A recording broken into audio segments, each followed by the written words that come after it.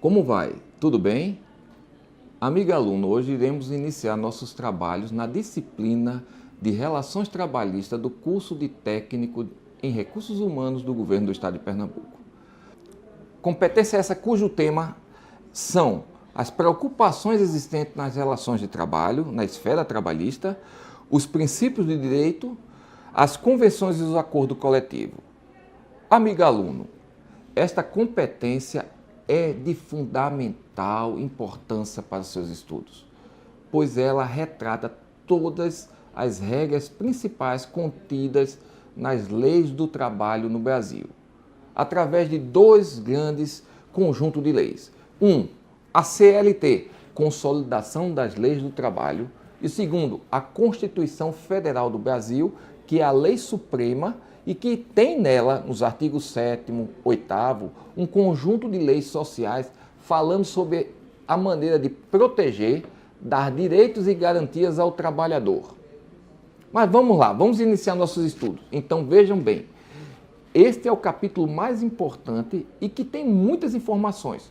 Na apostila ele é longo, mas aproveite para depois utilizá-los, porque existem muitas informações que servirão para toda a sua vida trabalhista, sua vida profissional. Vamos iniciar com as fontes do direito. O que é fonte do direito? É onde nasce o direito, da onde emana o manancial, o seu ponto de existência. E existem duas. Quais são? As fontes materiais, que é o local, que são os fenômenos que existem na sociedade, como os conflitos entre as pessoas, que surgem as condições para criar uma norma.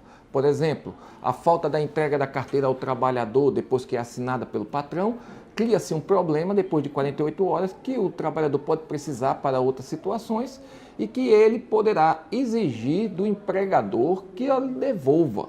Então, existem regras na CLT que diz que após 48 horas, o empregador, se não devolver a carteira de trabalho, vai levar uma multa. Então, impõe uma condição. Depois temos as fontes formais. Fontes formais são onde nós encontramos o direito. A lei, nas leis, principalmente naquelas duas regras, como a CLT e a Constituição Federal, na jurisprudência, que são decisões dos tribunais, principalmente das varas do trabalho, na doutrina, que são os estudos provindos dos grandes professores, e nos costumes, que são hábitos tradicionais respeitados nas sociedades e aceitos por todos, como de boa fé. Ora, mas vamos aos pontos principais. Princípios. Senhores, estudem bem princípios. Se estudar de princípios, vão saber tudo sobre direito do trabalho. Princípio é uma norma geral, abrangente, genérica, que serve de norte para a criação de leis específicas. E vamos ver os principais princípios trabalhistas. Ora, princípio da proteção do trabalhador. É aquele princípio que diz que o trabalhador, por estar numa situação hipossuficiente ao empregador, ele deve ter toda a supremacia de direitos, principalmente em confronto com o trabalhador, e isso especialmente é relevante nas discussões na Justiça do Trabalho.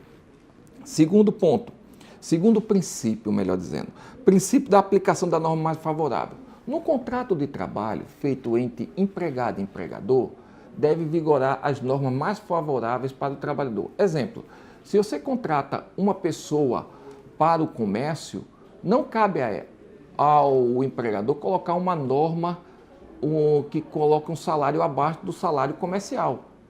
A lei prevê que para o emprego formal no comércio é o salário maior, qual seja o salário comercial. Então, as normas favoráveis, elas prevalecem sobre outras.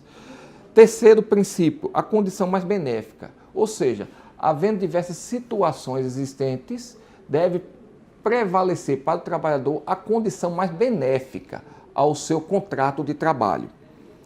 Princípio da imperatividade das normas trabalhistas, ou seja, no contrato entre empregador e empregado, trabalhador e contratante, não são as normas previstas entre a vontade das partes que deve prevalecer, mas sim aquilo que está previsto na CLT, na Consolidação das Leis do Trabalho.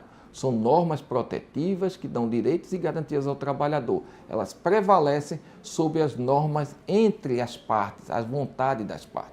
Se eu quiser contratar alguém por R$500, não posso. No Brasil só é aceito contrato acima de um salário mínimo.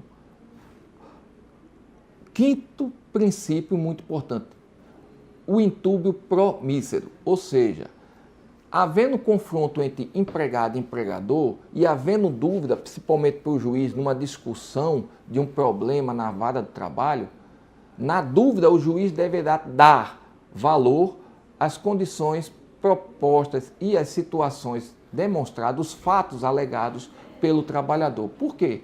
Porque ele não tem os documentos, ele não tem as condições, ele é hipossuficiente nessa relação de trabalho. Então, havendo dúvida, a gente diz que é indúbio pro operário. Outro princípio de suma importância é o princípio da irrenunciabilidade de direitos. Ou seja, o trabalhador não pode renunciar aos seus direitos. São direitos, são garantias fundamentais do homem, são seus alimentos. O direito do trabalho, depois de conquistado, não pode ser repassado, vendido ou esquecido. Ele tem que estar sempre à mesa no contrato de trabalho. Depois, o princípio da continuidade da relação de emprego. No Brasil, não se faz um contrato por tempo determinado. Essa é uma espécie e essa é menor. A regra geral é que todo contrato seja por tempo indeterminado e você entre no serviço, nos quadros da organização, como um funcionário permanente. Existem alguns casos que serão estudados e contém na apostila, que são contratos por tempo determinado, período de experiência, assim como outros. Mas esses são exceções. Princípio da intangibilidade salarial. Significa que o salário é o alimento, é o fundamental para a subsistência da família. Por isso, o empregador não pode reter, prender, segurar ou penhorar. O salário é fundamental para a sobrevivência de todos, certo? Princípio da irredutibilidade salarial. Significa que depois que você recebe aumentos salariais, você não pode retroagir dentro da mesma empresa. Você não pode diminuir seu salário. O salário deve permanecer com aquele valor aquisitivo e pode até aumentar, mas nunca retroceder. Agora vamos falar de conceitos fundamentais. O conceito de empregado e o conceito de empregador. Empregado é toda pessoa física que presta serviço de natureza não eventual, ou seja, habitual, assalariada, ou seja, através de um salário, certo? E que recebe ordens de um empregador, porque ele contém a direção e a determinação dos objetivos empresariais. E empregador. Empregador, considera-se empregador a empresa individual ou coletiva, que assumindo os riscos de toda atividade econômica, contrata e assalaria as pessoas, os quais serão os seus empregados e devem obediência a este empregador. Relação de emprego. Existe uma diferença agora em relação de emprego e relação de trabalho. Relação de trabalho é todo contrato feito por uma pessoa física ou jurídica para outra pessoa física ou jurídica por tempo determinado ou indeterminado para uma prestação de determinado serviço. Já a relação de emprego, não. É um contrato feito por uma pessoa física, certo? Que não pode ser substituída por outra, por tempo indeterminado, através de uma contraprestação, certo? Para um empregador, que é pessoa física ou jurídica. Então, existem características que diferenciam a relação de emprego da relação de trabalho. A relação de emprego está inserida dentro da relação de trabalho, que é muito maior, certo? A importância do nosso estudo está justamente nas relações de emprego. A consolidação da lei de trabalho, no artigo 2º, artigo 3º, em diante, fala dos conceitos de empregado e empregador e dá essa definição, essa diferença de relação de trabalho e relação de emprego. Leiam a consolidação das leis de trabalho, a CLT. Vamos lá. O conceito de contrato individual de trabalho. O contrato individual de trabalho é o acordo tácito ou expresso feito por um empregador ao empregado, formando a relação de emprego, certo? Senhores, diante disso aí, vamos estudar agora os princípios gerais do direito coletivo. São de suma importância. Aqueles que determinam os acordos, as convenções, as negociações coletivas. O primeiro princípio é o da liberdade sindical, certo? A liberdade sindical é aquela na qual todo e qualquer cidadão, trabalhador, pode entrar ou sair de qualquer associação, certo? Sendo assim, ele pode fazer ou não parte de uma associação, fica à sua vontade. Porém, existe o princípio da obrigatoriedade da contribuição sindical e da obediência às normas sindicais. Por quê? Você pode não fazer parte, você não ser associado, mas você deve pagar, é retirado do seu salário, é pago pelo empregador, certo? É descontado do seu salário, mas é obrigado a sua participação ao sindicato, pois eles existem para a sua proteção, certo? Ao mesmo tempo, as sentenças, existe o princípio de que os sindicatos, eles representam determinada classe de profissionais, e essa é a ideia. Por isso que deve ser mantida a contribuição sindical, no melhor interesse. Pronto, diante disso, vamos terminar nosso estudo nesse capítulo através do conceito de federação, que são entidades sindicais que dentro de um território estadual, de um estado, ele ocupam 5 ou mais sindicatos da mesma classe. Sabemos que os sindicatos são as associações de trabalhadores de determinada classe operária que, dentro de um município, os representam. Existem também as confederações. As confederações são entidades de segundo grau que representam as federações, no mínimo 3 federações dentro do Estado brasileiro, tá certo? A greve. Ora, a greve é um elemento importante. Nesse estudo agora, a greve significa a paralisação das atividades pelos trabalhadores, propondo melhoria nas condições de trabalho. Diante disso, surgem os problemas e os conflitos entre os trabalhadores e os empregados. E aí são representados por sindicatos dos trabalhadores e sindicatos patronais, sindicatos dos empregadores, da ordem econômica.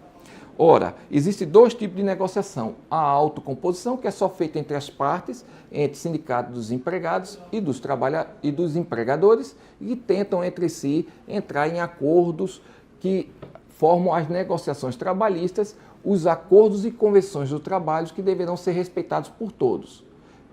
Ora, existe um período de tempo no direito brasileiro, em média 2 anos, mas pode ainda vigorar se essas condições se tornarem mais favoráveis para o trabalhador, certo? Existem as heterocomposições, são aquelas em que, não havendo acordo entre as partes, uma terceira pessoa irá dar a decisão final sobre o conflito.